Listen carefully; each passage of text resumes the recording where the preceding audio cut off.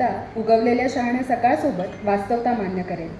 आज तिला झोपू द्यायचं असं ठरवून घरातील जो तो मुक्ताच्या अंथरुणाच्या दिशेने पाहत होता. रात्रभर अश्रू ढाळलेली मुक्ता कधीच अंथरुण घडी घालून कामाला लागली होती. पण डोळ्यातले पाणी, नाकातली फुसफुस काही थांबली नव्हती. सकाळी सकाळी रडू नको असे दटावायलाही दादाला धजावलं नाही. स्वतःच्या हतबलतेवर त्याला राग येत होता. दुपारी तिची मैत्रीण तिच्याकडे खेळायला आली. ही निपाणीतील प्रसिद्ध तंबाखू व्यापारी कुरबेट्टी यांची सुकन्या अन्नपूर्णा उर्फ अंफू. गब्बर, गर्भश्रीमंत, अगदी मनातूनही. माणुसकीला जागणारी मुक्ताची ही जीवाभावाची मैत्रीण घरी आली आणि निदान तिच्या निमित्ताने मुक्ता जरा दुःख विसरेल अशी आशा आईला निर्माण झाली. काय झालं ग? तिने मुक्ताकडे पाहत विचारलं. काही नाही ग, मुक्ताने साफसुथरा कटाक्ष टाकायचा प्रयत्न केला. तू रडलीयस काय? जेवलीस की नाही? भूक नाही मला. तुझं झालं का ग 8वीचं ॲडमिशन? अजूनही काटा तिथंच अडकलेला पाहून त्यांच्याकडे कान लावलेली आई परत अस्वस्थ झाली. निरागस मुक्ता स्वप्नांचा वेग चुकवूच शकत नव्हती. जळी, स्थळी, काष्ठी, पाषाणी, फक्त इयत्ता 8वी आणि पुढचं शिक्षण हाच ध्यास. हो झालं की कधीच. आता उद्या शाळाही सुरू होईल. तुला नाही माहिती? मैत्रिणीने निरागसपणे विचारलं. नकळत दुखऱ्या नसेला स्पर्श झाला आणि परिणामी डोळ्यातले अश्रू फितुरी करून बाहेर निसटले. दाराआडून आई अंपूला शांत बसण्याची खूण करू लागली. तिने पाहिलं. एकंदर प्रकार तिच्या काहीसा लक्षात आला. आता काय करावं तिच्याही बालमनाला कळेना. तसं आई पुढाकार घेऊन म्हणाली, जा दोघी खेळून या. ही कल्पना लगेचच मैत्रिणीला आवडली. चल मुक्ता. हां असं म्हणत मुक्ता तिच्यासोबत चालू लागली. दुनियादारी न कळत्या या मुलींनी अनेक विषयाबद्दल बोलायचे प्रयत्न केले, पण मुक्ताला कशातच रस नव्हता. रस्त्याने जाता जाता त्या दोघी बोलत होत्या. शेवटी मुख्य विषयाला हात घालत अंपूने विचारलं, मुक्ता काय झालंय? मला शिकायचं आहे ग. मग शिक ना, काय अडचण आहे? तिचा निरागस प्रश्न. एक असेल तर सांगेल. रडवेली मुक्ता परत रडू लागली. इतक्यात कुरबेट्टींचे म्हणजे तिच्या मैत्रिणीचे घर आले. ये असं म्हणत तिने गडबडीनं मुक्ताला आत बोलवलं. त्यांचं स्वप्न व जग आत होतं. कुरबेट्टी यांची ती लेक. भला माणूस. मुक्ताची एकंदर परिस्थिती, आबांबद्दलची कल्पना, या पोरांचे कष्ट, त्याबद्दलचे कौतुक कुरबेट्टी अण्णांना होतेच. ते माझघरात जेवत होते याचा अंदाज मुक्ताला लगेच आला. कुणी जेवताना आपण अजिबात समोर जायचं नाही, तिथून ये जा करायची नाही, याबद्दलची दादाची सक्त ताकीद. अर्ध भरलेलं पोट बंड करून ताटाकडे पाहत बसलं तर याची जणू भीतीच.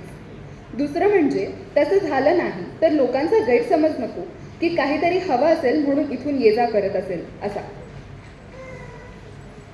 आणि तिसरं म्हणजे अशी शिकवण आबांचीच होती, मग ती रूढ झालीच पाहिजे होती. आपण इथेच खेळूया अंगणात.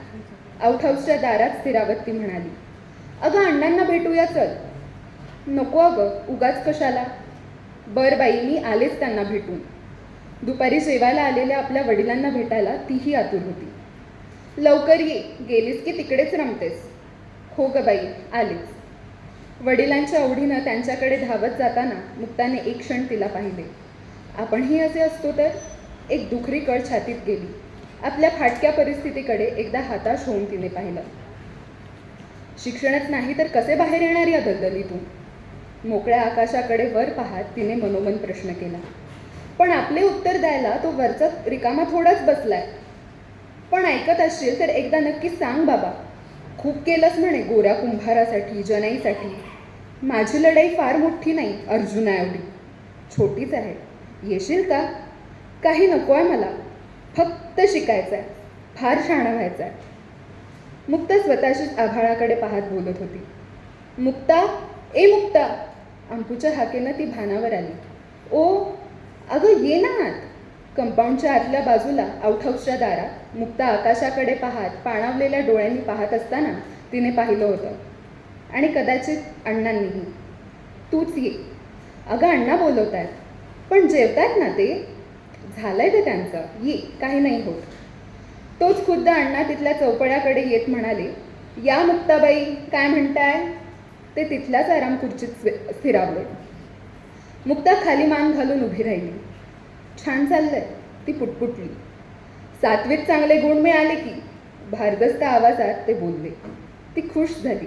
स्मित हास्य करत ती तशीच उभी राहिली. मग पुढे काय? अण्णांनी विचारलं. डोळ्यातल्या पाण्यानं तिने दम दिला. उघडलात तर बघा. त्यांनी तिची आज्ञा पाळली. श्वास, कान, डोळे सर्वांवर याचा ताण आला. परिणामी कानाच्या पाकळ्या लाल झाल्या. अण्णांच्या नजरेतून हे सुटत नव्हतं. त्यांचंही आभाळ एवढं मन भरून येत होतं. आपल्या लेकी एवढीच पोर, पण परिस्थितीनं किती मोठं बनवून टाकलंय हिला. आत आपल्या लेकीनं तिच्याबद्दल सांगितलं ते बरंच झालं. विचारातून वर येत म्हणाले, शिकायचं आहे तुला? काही हवंय तुला? याच्या उत्तरादाखल सदैव नाही म्हणणाऱ्या मुक्ताला आज खोटं बोलायचं नव्हतं. ती हो म्हणाली. अरे वा, चांगलं आहे की. या तुझ्या इच्छेसाठी आणि 7वीतल्या चांगल्या मार्कांसाठी आमच्याकडून हे बक्षीस, असं म्हणत त्यांनी आपल्या पोटातून 20 रुपयांची गुलाबी नोट काढली. मुक्ता संभ्रमात पडली. काय करावं सुचेना. कोणाकडून असं घेणं तिला संपूर्ण घराला रुचणारं नव्हतं.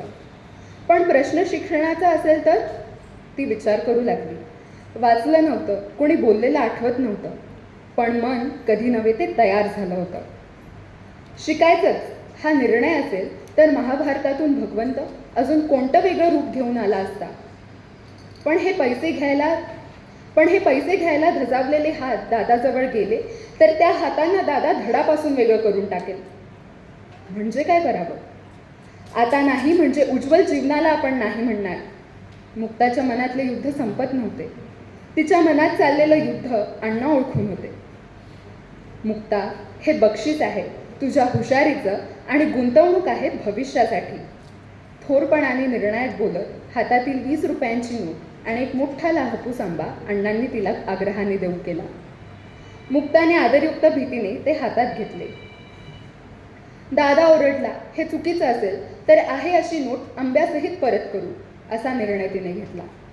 ही 20 रुपयांची नोट एक गुंतवणूक होती असे अण्णा म्हणाले होते. कशी काय ते तेव्हा तिला उमजलं नव्हतं, पण अण्णांना ते दिसत होतं. एकाच मुलीचं जीवन नाही तर हजारो मुली घडवण्यासाठी एका योग्य आणि भक्कम हाताला त्यांनी साथ दिली होती. त्या बक्षिसाने एका मुलीचं जीवन तर घडवलंच होतं, पण भविष्यात हजारो मुलींचं भवितव्य घडू शकणाऱ्या एका योग्य आणि भक्कम आणि सक्षम हातांना, एका मोठ्याला कल्पवृक्षाला त्यांनी रुजवलं होतं. आज ते मुक्ताचा विठ्ठल, श्रीकृष्ण, परमेश्वर, ईश्वर सगळं काही बनले होते. एका अत्युच्च निरागस आनंदाचे ते साक्षीदार बनले होते.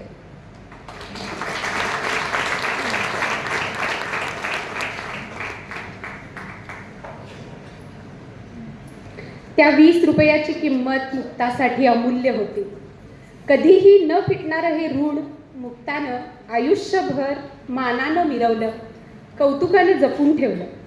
नंतर पुढच्या आयुष्यात ज्या ज्या वेळेला